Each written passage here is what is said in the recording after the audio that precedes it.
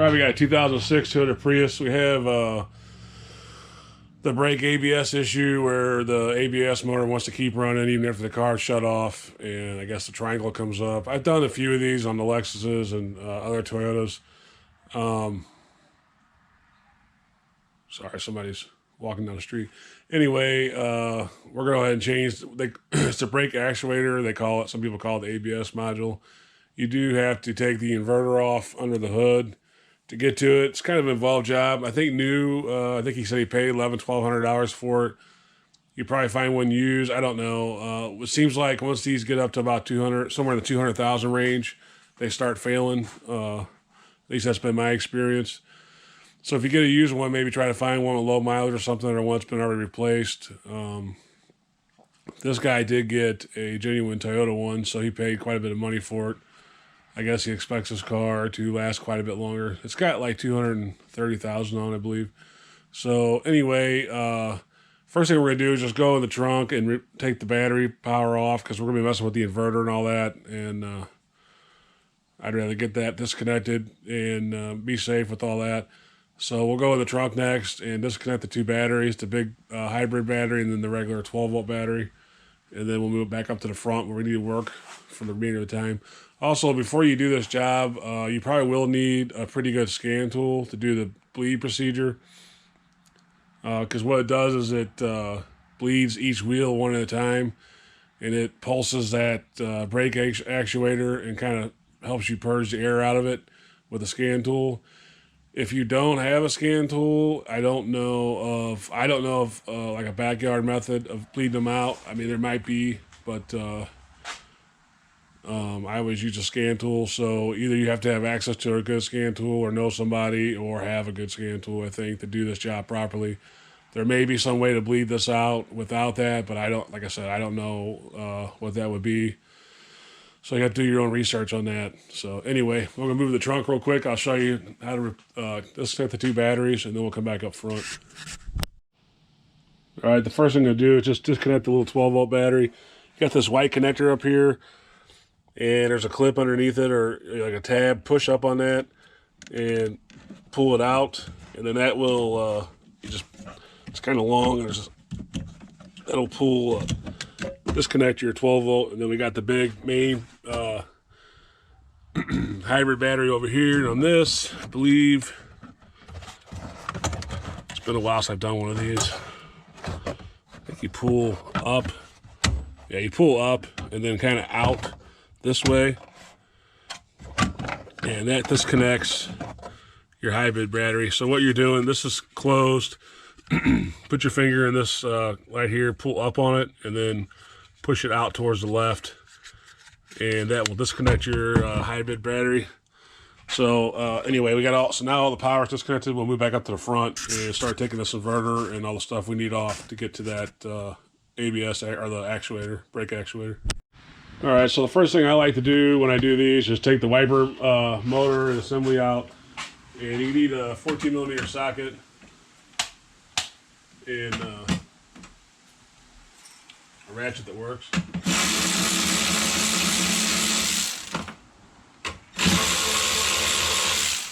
Get your two 14s off. Just gonna move the bolts off to the side. And then just grab it, and you're gonna kind of wiggle it back and forth, and it should pop off pretty easy. So you got this one off. I'm gonna go ahead and move this to the back of the car real quick.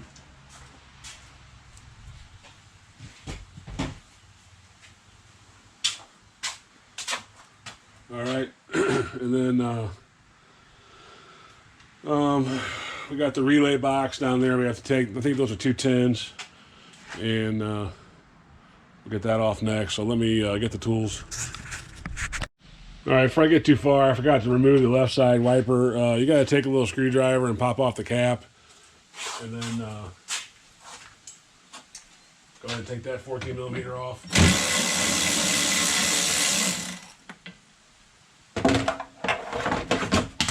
That's why my ratchet doesn't work. And you can mark where these wipers are at in case you want to put it back exactly. This windshield's pretty dirty, so the marks are kind of on the windshield already. You're just going to kind of rock it back and forth, up and down, it'll come off. So now we'll get that fuse box off, and I believe that's 210 millimeters.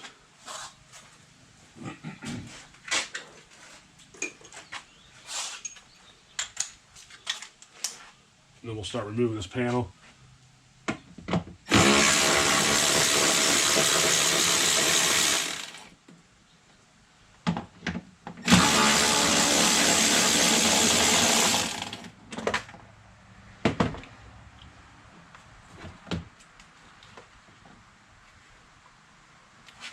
Alright, I believe there's 2 Phillips type plastic clips to hold this panel. I gotta find my light.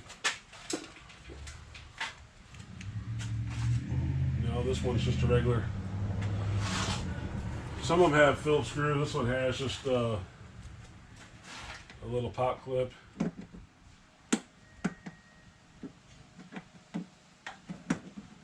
In it. There's one on both ends of this.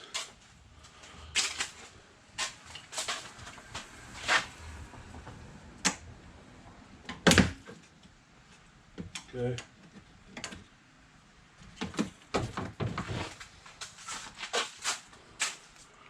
And we're just trying to get this kind of moved out of the way a little bit so that we can remove the inverter here. So once you get those 2 end ones out, you can kind of just pull this up and out, and this will come out. It'll kind of bend in the middle a little bit. It comes apart, but I usually leave it together.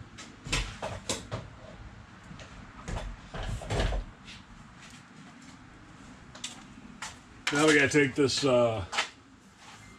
shelf off and this wiper transmission, and we're just going to disconnect it real quick. You just push down on the plug, and then we're going to go ahead and remove the transmission out of here. And those are all 10 mil, I think. And then we have a few more bolts to hold this actual tray in that are behind it.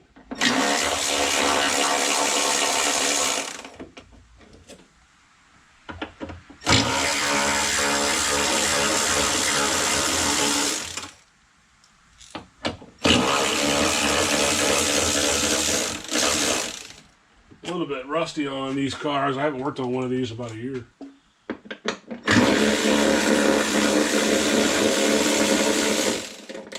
Done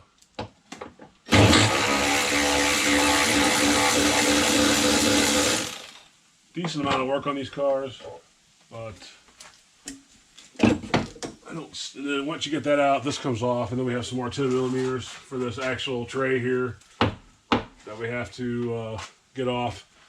So I'm gonna go set this aside real quick, and I'll be right back. All right, so remove the wiring harness out of the tray. Get yourself a pair of needle nose. I've already got these 2 out. You're just gonna look down in there and squeeze in on the connector, and they come right off. So now we have all this out. And for this one here, I just use a regular cat claw. There's not really a good way to take that one off. Like you can the regular wiring harness. So now we're just going to go down the line and take out the remainder 10 millimeter bolts for this tray, and then this whole tray will pull out of here. This stupid ratchet. I got one of those.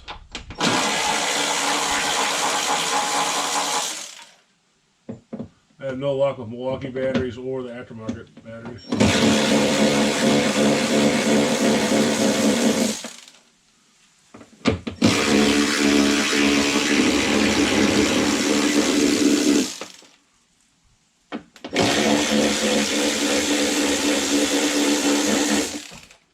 You definitely want to take this tray out if you're going to do this job.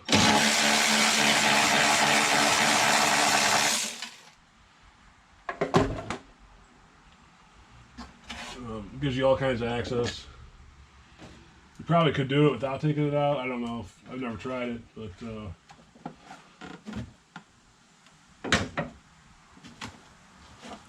Just one somewhere. What did I miss?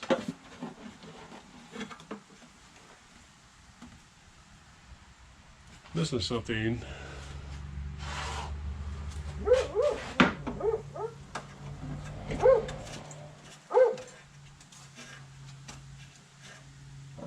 Yeah, there's two on the corners here, covered up by leaves.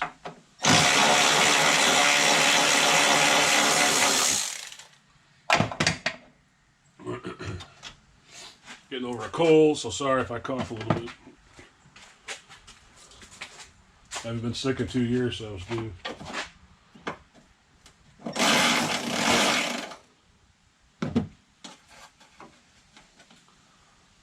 So you'll see once you get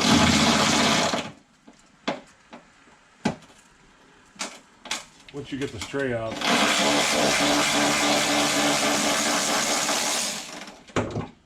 Opens up a whole new world.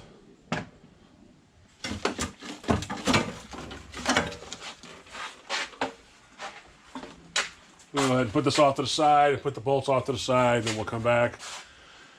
Yeah, I think the next thing we'll hit is this radiator cover and all that up here so we can expose the inverter completely. Alright, so I'm going to remove this panel now. I've already took all the clips out. Got these stupid push clips. I'm not a big fan of how Toyota kind of sunk them in there. So I ended up I take a little pick and kind of lift it up and then get my side cutters under there. Whatever you have to do works, but those are particularly annoying because Toyota kind of sunk them down in the holes, put them in like a little thing. So now they got this out of here. We got access to our inverter and the coolant for all that and all the stuff. And of course, you can't even see the ABS module right now. It's buried way down in there. So this is, I wouldn't say a huge job, but it's fairly involved. And you got to take a lot of connectors off, and we're going to lose some coolant. We take this off. Yeah, we got a bunch of big connectors back there, and there's a whole bunch of little connectors around it. There's a bunch of bolts and brackets and all that good stuff. It's all fairly easy to get to. Once you get down to this point, it's all fairly easy to do, but it's a little bit involved over just like a normal ABS. It might be under the car or accessible. This is, you got to go pretty deep in the engine compartment to get to it. So, I think next thing I'll do is take off this inverter cover and just start kind of going around and taking stuff off, and I'll show you what I take off as I go. Remove this top cover for the inverter. It's a bunch of 10mm bolts around the perimeter, and then there is one Torx on the corner. I think that's kind of remind you that, hey, this is high voltage. You want to disconnect your battery in the back before you take this off. So like I said before, it's very important. Don't mess with this thing unless you took the big plug off in the back and unplugged everything. So I got it all off.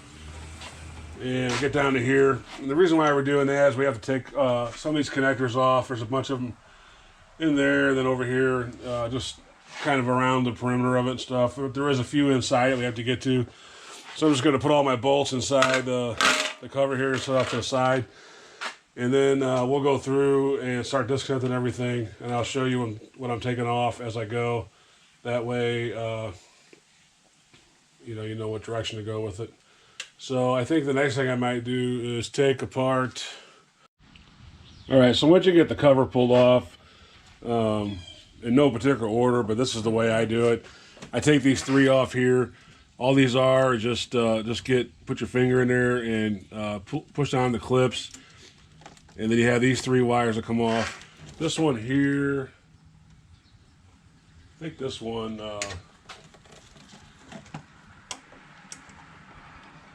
Yeah, it's just a screwdriver, unclip it. So there's four there, and then this will free up your inverter from the side. You have three right here on this big connector. I already took those off, and then there's two down low, one there and one there, and that holds the connector to the inverter. So you get these three out, and then those two, so you got five right there. And usually I leave that one connected in there until I pull this inverter up, because sometimes this one's pretty hard to get out on its own. It's pretty tight. You're going to disconnect, put a pan under your car, disconnect these two hoses over here off your inverter, one for this, and then The other one is right below it by the inverter. You'll see it's right there. And then you do have a little bleeder hose that needs to come off.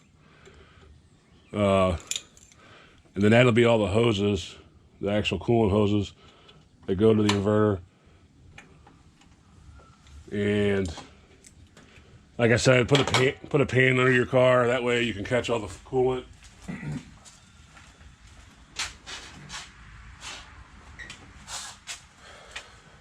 And then once you get these three off, you have some connectors in the back. I'll take off the stand and show you. You got this big connector right here, which is the same as this one over here almost. It's got 3 10 millimeters holding it in. And then there's 2 10 millimeters on the side you have to take off. And that one should pull out a little bit easier than this bottom one. I always have trouble with this bottom one here on the front for some reason. It doesn't want to pull out really easily. So normally I just wait until I get the whole box up and then pull that one. So you're just going to take these. That's stupid. Take these 3 out.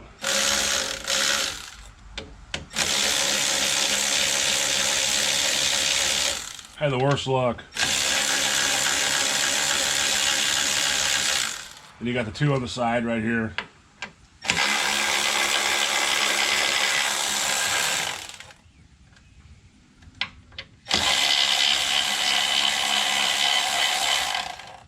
I have my Milwaukee batteries, and I've you know, I have a hard time keeping these M12s in good shape for some reason. I always break them, or the tabs break off. I got these Chinese batteries, 7 lithium ion. Got them on Amazon, 2 of them for like 30 bucks. PD station, it says. They actually work really good, and they last a really long time, but they're just like the Milwaukees where the tabs will break that hold it in and stuff. And what I did is on this one is put a little electrical tape around the battery, and that holds it in the tool a little bit better. But for 30 bucks, and they do last a long time, and seem to be working well. I've had them about 6 months now, and they work just as good as the Milwaukee batteries, it seems like. So, looking for some cheap Amazon batteries. Those aren't bad. So this one should pull out now. There you go, so you can see that. So we got a few in the back here. All right, so once you pull this one out, you have, I believe there's 2 or 3 black connectors on the back, or gray connectors on the back, and then this big orange one.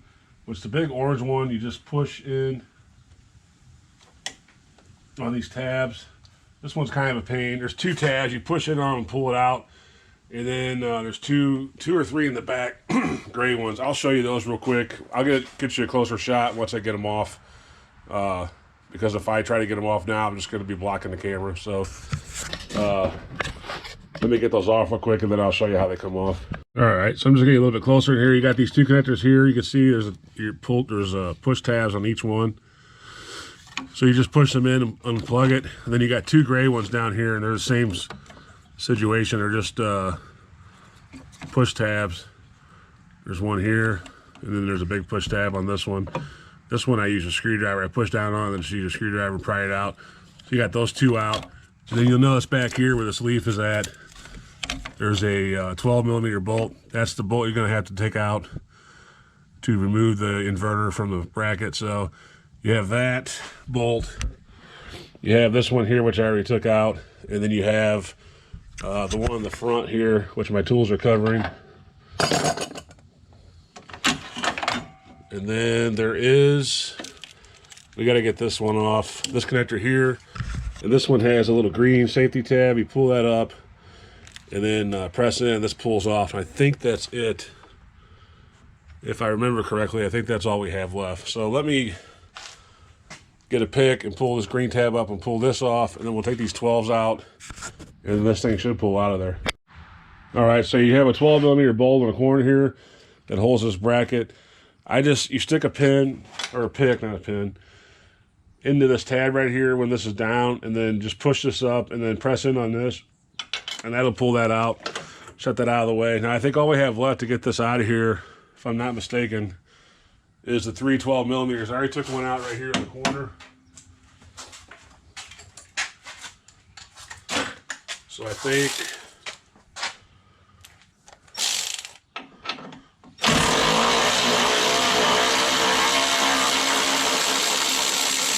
pretty sure all we have left are these three.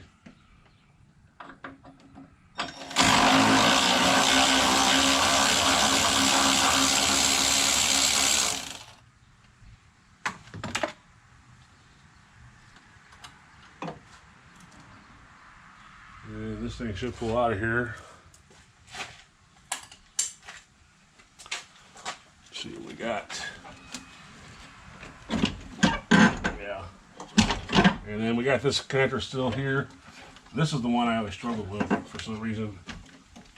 It should pull out of there. Let me be right back. Let me get something to hold this up. All right, I finally got it. I put a screwdriver down on each end to just kind of, you want to be careful doing that because you don't want to break the clip, but I just kind of gently push down on it. For some reason, that one always, at least in my experience, always, yeah, there's something, oh, there's one more gray one back here. So there is three. I was thinking there was three. And, forgot about that one. Oh, move this out of the way real quick and then we'll kick it back up.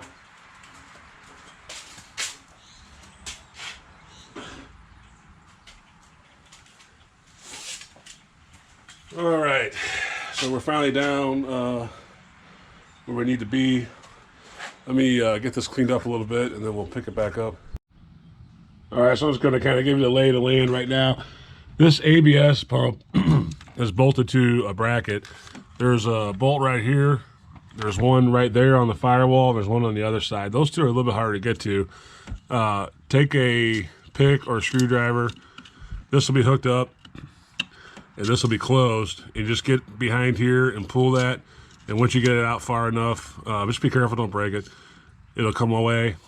And then what we're going to do is take off these two hoses here. Get them out of the way. And then there's a little bracket right here for the AC hose, low pressure line. 10 mil, we're gonna unbolt that real quick, get that out of the way, and then we'll start taking these lines off. And then once we get the lines off, we'll take this bracket and get it out of here. So we'll just go through those steps real quick. So first thing I'm gonna do is just grab a pair of pliers and get these coolant hoses off real quick. So I just moved the clips back and now we're taking these off. Again, keep your pan under there so you can catch the coolant. And I believe he got a new one of these for me to put on. I'm not 100% sure of that. He got something else in the box for me that I did not check. So I'm going to take this bracket off. You don't have to right now, but I'm just going to get it out of the way for the AC line. I believe it's 10 mil.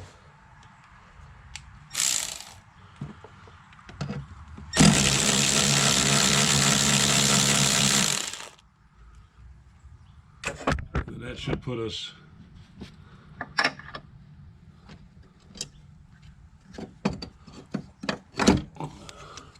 gotta move it out of the way a little bit, and that should put us when we get to the lines. And let me get the wrenches for that and we'll start taking these lines off. All right, so I'm gonna go ahead and pull these lines off. You got one here going from the master cylinder, and then there's one back here behind this plug that goes to the master cylinder, and then you got the 4 going to the wheel. So they're all 10, I think they're all 10 mil. So I'm gonna go ahead and take those off.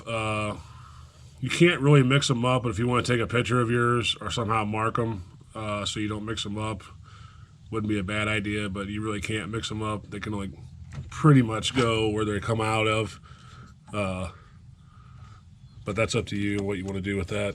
So I'll go ahead and pull these off and then we'll get this thing out of here. Ply line off here. I went ahead and moved this clamp back. I put a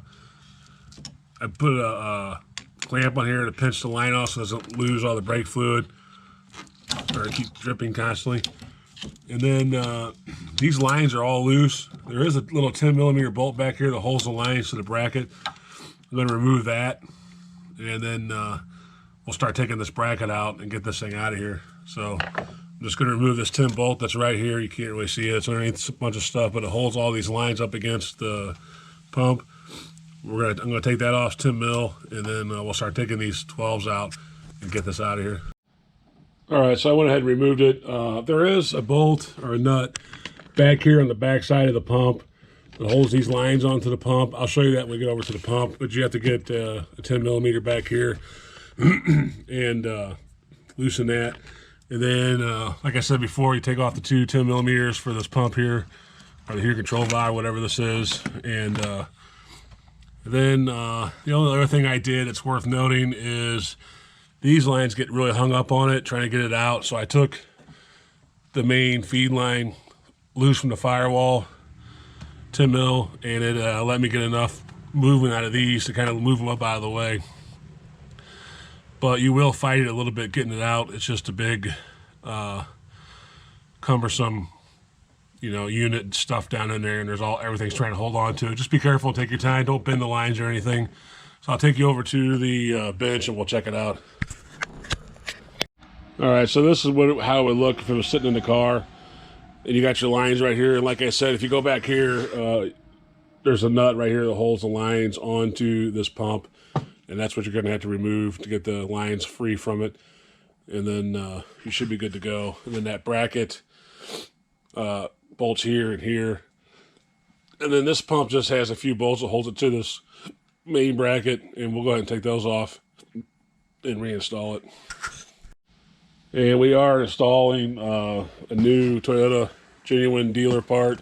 Here's the part number. I know guys love knowing the part numbers and everything, so 44500-47141 is the part number for a 06 Toyota. I mean, sometimes they do change the part numbers and stuff, so people always ask what the part numbers are. I don't really know why they do that, because you just go to the dealer and tell them what you have, and they'll give you the right part. So that's the only way to know for sure.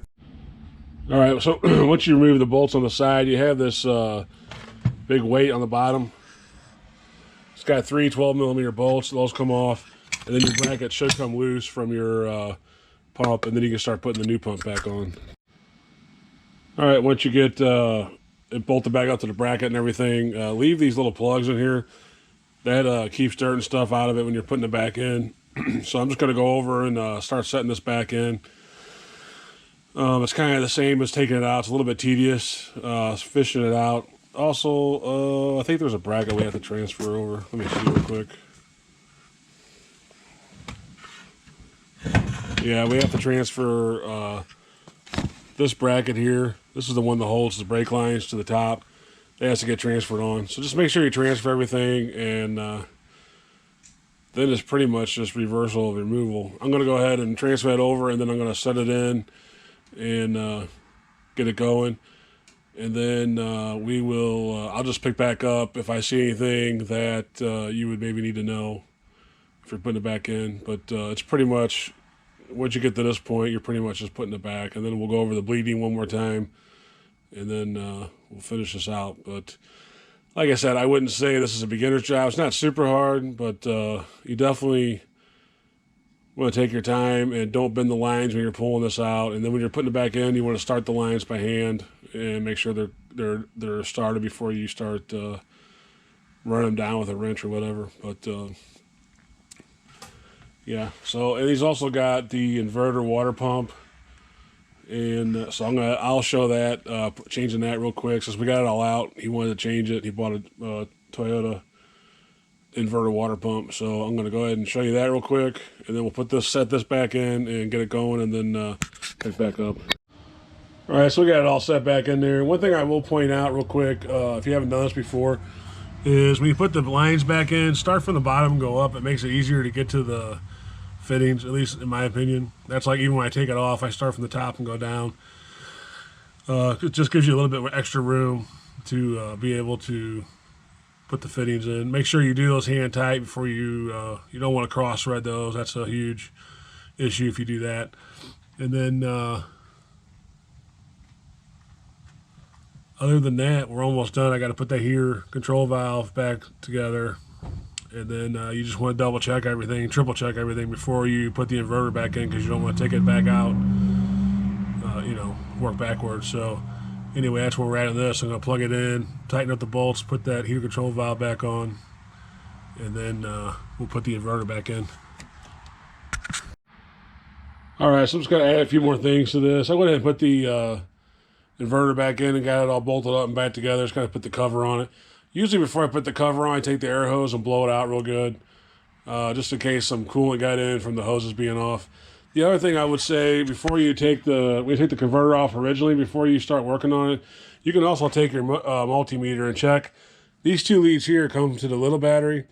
You can make sure that's disconnected, and then check your big leads on the inverter. Make sure the hybrid battery is disconnected. If you pull that plug in the back, it should be. But if you want to be double safe, you can check with your voltmeter on that. And if you really don't want to drain your coolant on your inverter, you can. I've seen people take this out and move it off to the side and get it far enough up to where they can get the ABS module out. It's not real. If you're going to go that far to do all that, you still have to hook all the wires and stuff. So I don't really know what you're really saving there other than a little bit of coolant. On this, I did put a new water pump for the inverter on this. So I got to fill this up and bleed it out. I'll go over that next. And then I'll put the cover on and then go over that next. And then we'll go over the bleeding stuff. And then I guess we'll end this out. But yeah, that's where we're at right now. We're almost done with it. Just got to put the big cover on it and put coolant in it, bleed it, and then bleed the brakes. So that's the gist of it, getting down to it, getting it out, and then putting it back in. So we'll pick it back up when I get the cover back on and get ready to fill it back up and do all that stuff. All right, so I got the inverter back in. Everything's bolted up. The water pump's in, the new water pump. Now we're just going to bleed this inverter real quick. Get yourself a tube and hook it to the bleeder, which is right here. Get it loose so that you can open and close it by hand. And what you're going to do is turn the car on, hit the button twice so the car comes on, and that'll run your water pump. And then you're going to just check your fluid and keep filling it until it stays full. And you're going to open this valve up by hand. And then you can see the fluid there is running. There's no air bubbles or anything. When you first open this up, if you went dry, took it out all the way, you're going to have bubbles, air bubbles and all that. Just open it up and leave it run, and then just keep filling it. Make sure the pump doesn't go dry. But keep opening and closing that. You know, close it, fill it, open it, until you get a nice steady flow like this, where there's no... there's no air bubbles or anything coming out. It'll be spitting and making a scene. So once it stops all that, then you should be good to go. And then you can just turn your valve closed by hand, kind of pinch off your hose and just let all the fluid run down into there, and then just double check it, the fluid level. And once you're at full, this one is right at full, so we're good on this one. So once you get to that level, you can stop bleeding it, and once the air bubbles are gone and everything, and then you're good to go. So anyway, I think that wraps us up for this one.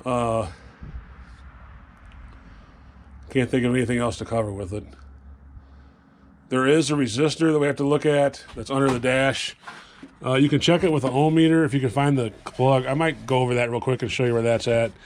What I usually do on the resistor is unplug it and check the resistance on it. If it matches up with the new one, then I usually don't change it, because a lot of times you got to pull the dash out, and that's a whole nother big cost for the customer.